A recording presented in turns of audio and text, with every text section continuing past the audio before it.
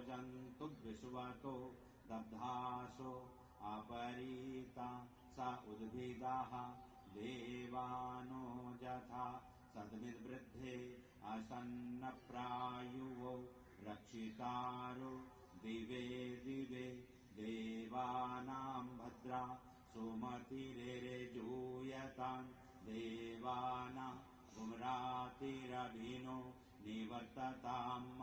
देवानां गुंसख्यामुपसे धीमावयन् देवान आयुः प्रतिरन्तु जीवसे तान् पूर्वया निविदाहु महे वयम् पूखानो यथा मित्रमादितिं दक्षमस्त्रिधम् अर्जमणं वरुणगुं सोमव्रतेन नुवस्ताम् हरिः ओं युवासुवासा अपरिवीति आगात् सौश्रेयान् भवति जायमानः तन्धीरासः कवय उन्नयन्ति स्वाध्यो मनसा देवयन्तः पुरुष एवेदगुं सर्वं जद्भूतं जप्च भाव्यम् उतामृतत्वस्ये नो जदन्ये नातिरोहति एतावानस्य महिमातो जायांश्च पुरुषः पादोस्य विश्वा भूतानि त्रिपा दस्यामृतं दिवि त्रिपादूर्ध्व उदयत्पुरुषः पादोस्येह भवत्पुनः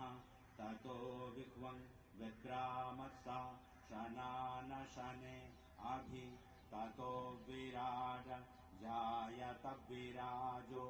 अधिपुरुषः स जातो अत्यर्च्यत पश्चात् भूमिमथो पुरः तस्माद्ज्ञात् सर्वभूताः संभृतं प्रेकदाज्यम् पशोस्ताश्चक्रे वायव्या नारण्या ग्राम्याश्च जे तस्माद्ज्ञात् सर्वभूतरेचाः सामानि जजीरे छन्दा वंशी जजीरे तस्माद्यजुस्तस्मादजायत तस्मादस्वा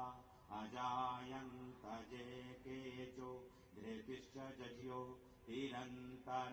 मृतं प्रजासु जस्मान्न ऋते किञ्चन कर्म क्रियते तन्मे मनः शिवसङ्कल्पमस्तु हरिः ओं द्यौः शान्तिरन्तरिक्षगुं शान्तिः पृथिवी शान्तिरापः शान्तिरोषधयः शान्तिः वनस्पतयः शान्तिर्विश्वे देवाः शान्तिर्ब्रह्मा शान्तिः सर्वगुं शान्तिः शान्तिरेव शान्तिः सामा शान्तिरेधि